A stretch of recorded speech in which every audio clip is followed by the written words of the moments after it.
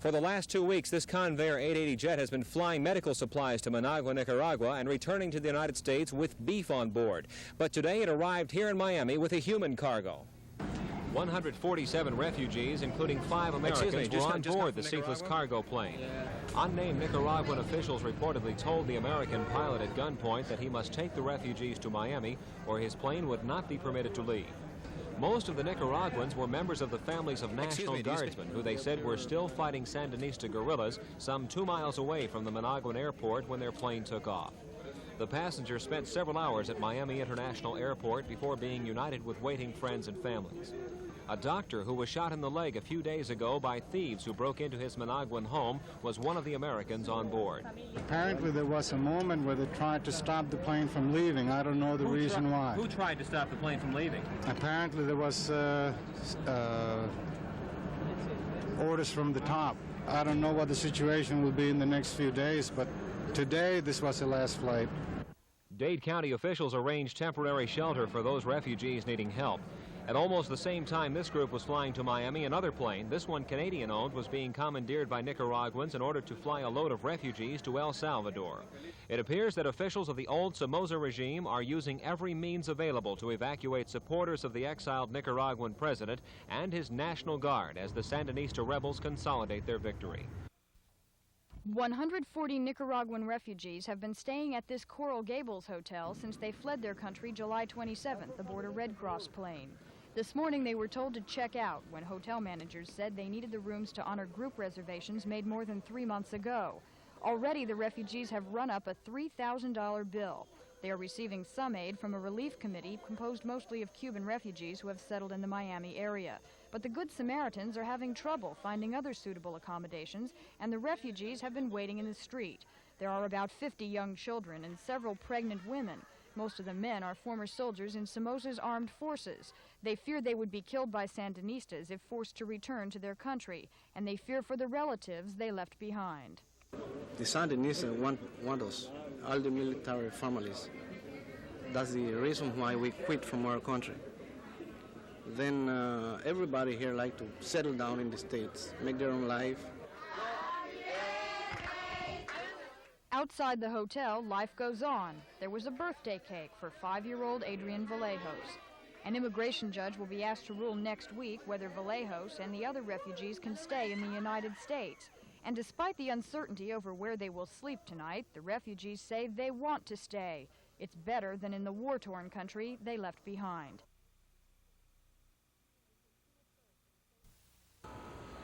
You can see it first in the faces of the children, the fear and confusion, the questions in their dark brown eyes. They are solemn children, homeless, touched by a grown-up war, without a country. For the 143 Nicaraguan National Guardsmen and their families who hijacked a Red Cross plane to Miami to escape the Sandinistas, there has been no sure asylum. Saturday, they were turned out of the hotel they have lived in for 3 weeks. An emergency shelter was set up in a meeting hall at the Coral Gables police firing range. About 100 Nicaraguans slept there overnight. Why are you afraid to be interviewed on camera? Because I'm a first lieutenant of the Nicaraguan Air Force. I've been 28 years in service with the Somozas, and with the victory of the Sandinistas over the Somozistas, it's a fear. I fear for my life. What about your family? They are back there. I don't know what happened to my family. The Nicaraguans here in Miami are not sure what will happen to them either. They spent Sunday in their makeshift shelter filling out immigration papers to present at court hearings scheduled for this week. They cannot work. They are ineligible for most government aid programs, dependent on handouts for survival. A West Point classmate of exiled President Somoza paid their hotel bill and offered to continue paying for food and lodging. Has anyone tried to be in any communication with Somoza? Not of my concern. So you have no idea if he's trying to help you indirectly or not? I don't have the least idea if he has been helping us with all the millions he took over out of the country. How do the people here feel about Somoza now? Is everyone still loyal to him, or do you feel sort of betrayed? No comments. There is speculation that Somoza, who flew from his Bahamas retreat to an island off the coast of Guatemala this weekend, is indirectly bankrolling accommodations for the refugees. Late this afternoon, several motels agreed to take them in. For this week at least, they will have a roof over their heads. But unless they can convince the U.S. Department of Immigration to grant them official refugee status, they may find themselves once again without a country.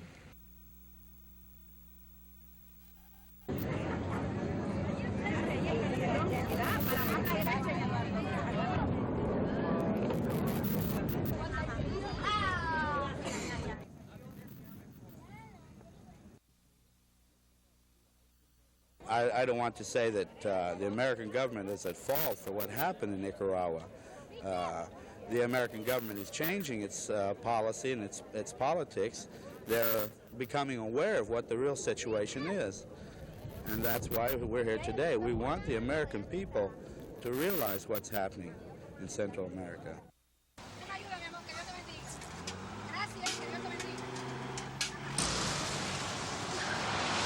Well, we're celebrating today a day of solidarity with the patriots that are fighting in the hills of Nicaragua. Well, we're going to be doing an equitable distribution among the groups that are fighting there.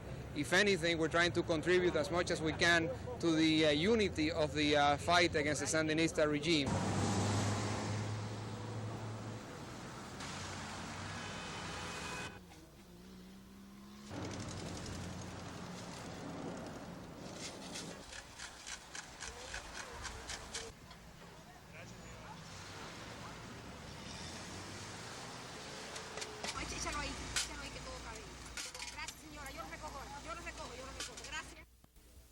South Florida has long been a staging area for the campaign to oust Nicaragua's leftist Sandinista regime. Exercises have included commando training sessions like this one at an exile-run camp in the Everglades. Miami is also a mecca for an estimated 22,000 Nicaraguans who've arrived since the Sandinista Revolution. An average of 7 families a day come to the Nicaraguan Refugee Center on Flagler Street for help in filing petitions for political asylum. Center President Rene Quinones says the exile community fully supports the counter-revolution and will gather funds and supplies to support anti-government guerrillas. In medicine, blood, clothes, food, any need for the guerrillas against the Sandinistas. Exiled banker Mario Sacasa, who backs the armed struggle of the Nicaraguan Democratic Force, says his countrymen don't want communism. People feel betrayed by the Sandinista elite, which is ruling Nicaragua right now, and really, which are the puppets of Castro, who in turn is a puppet of the Soviets. Obstetrician Jorge Urcullo left Nicaragua after persons he identified as Sandinista militants killed his 16-year-old son and began persecuting his family. Urcullo says the current conflict has been ignited from within, not by an invading force. No invasion at all from Honduras or any other place.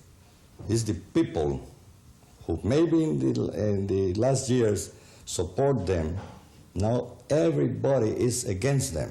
The physician, who once headed an association of independent professionals in Managua, says the fight will continue as long as the Sandinistas try to impose Marxism on Nicaragua and the rest of Central America. Jack Curtis for The World Tonight.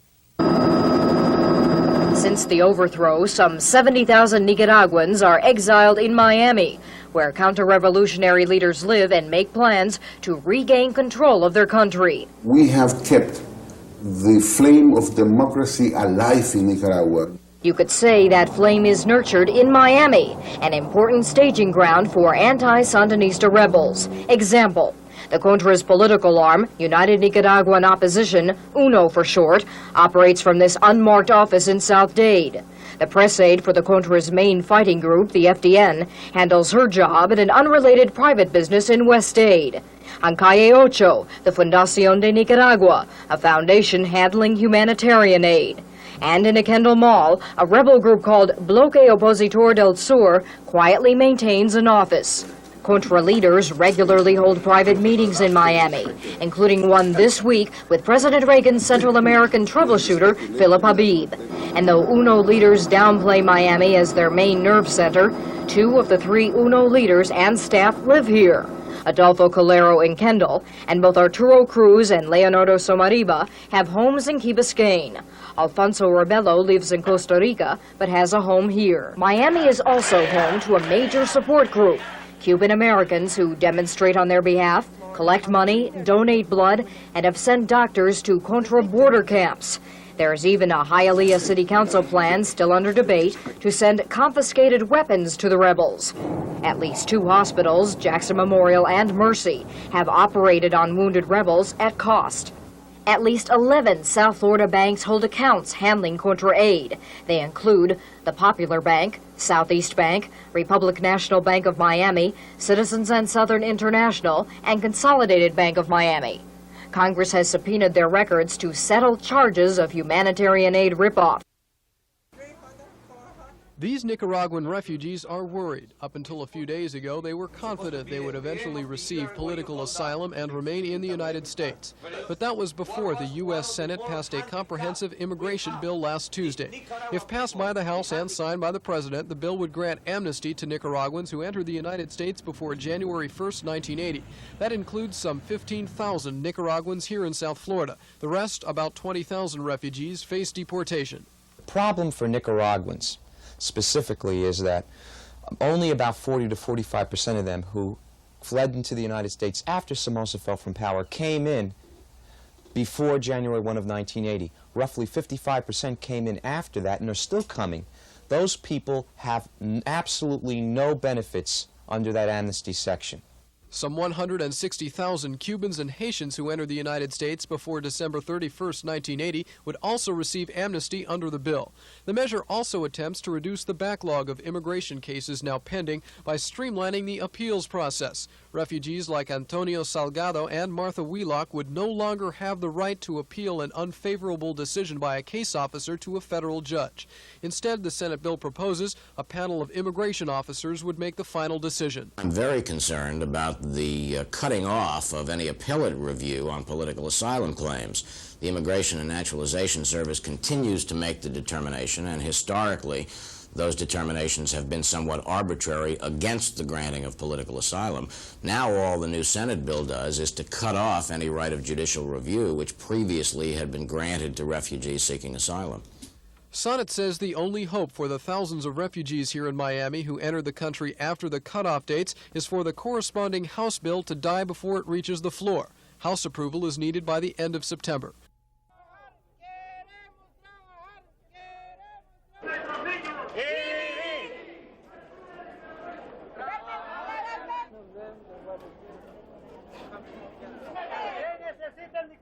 They didn't receive a work permit, and now with the sanction included in the immigration bill, the people do not have any right to work legally.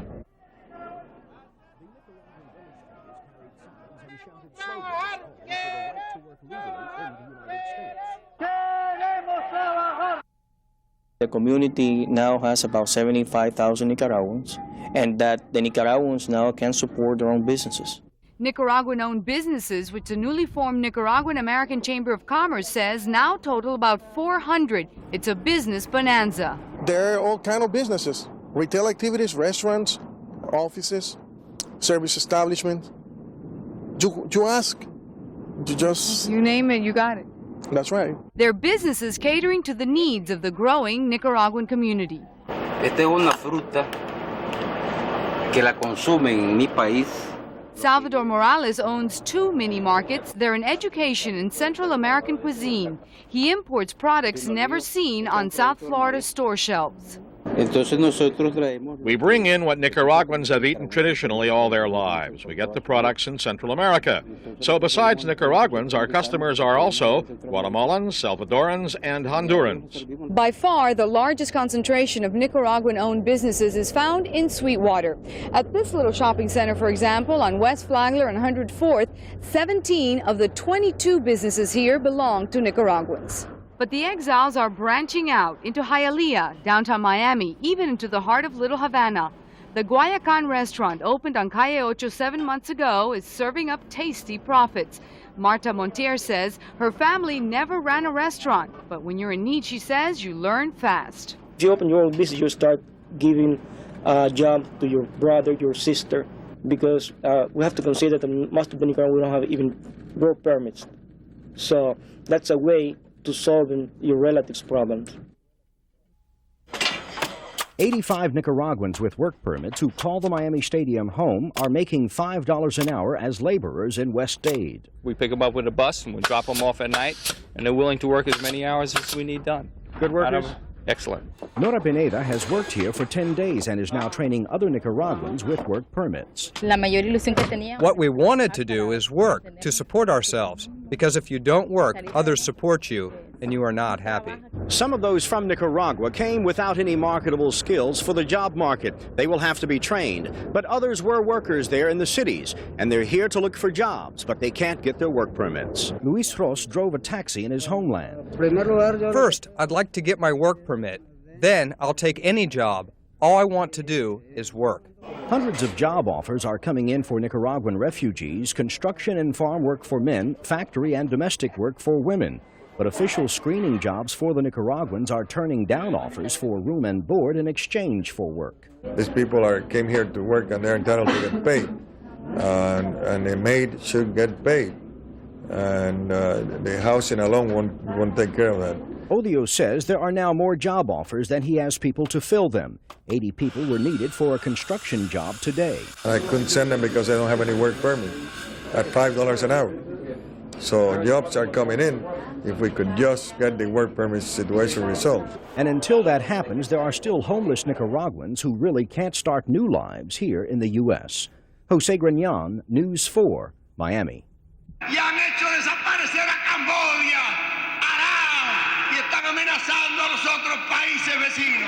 The speakers were emotional, the crowd excited. About 450 people came to Bayfront Park, most Nicaraguan exiles. They came to show they oppose the Sandinista government, a communist regime which is running their country and, these people say, ruining it.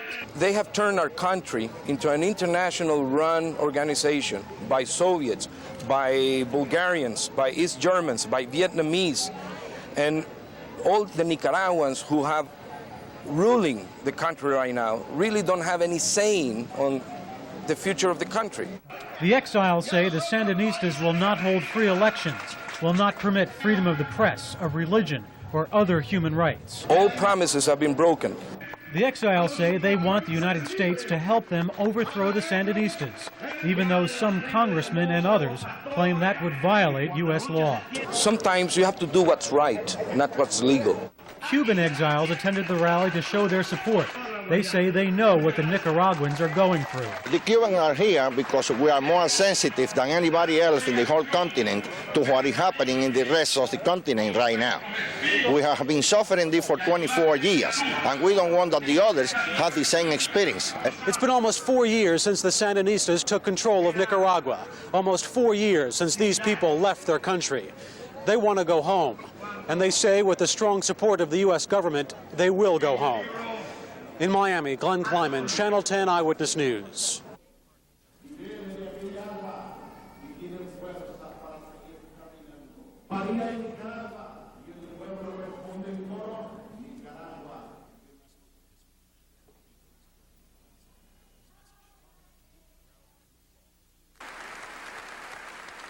Well, he came to see the Nicaraguan people that are in exile because of the communist regime in Nicaragua. And he remembers that there are people outside of Nicaragua that want to come back to Nicaragua. He came to see us because he knows that we're very Catholic and we're out of the country.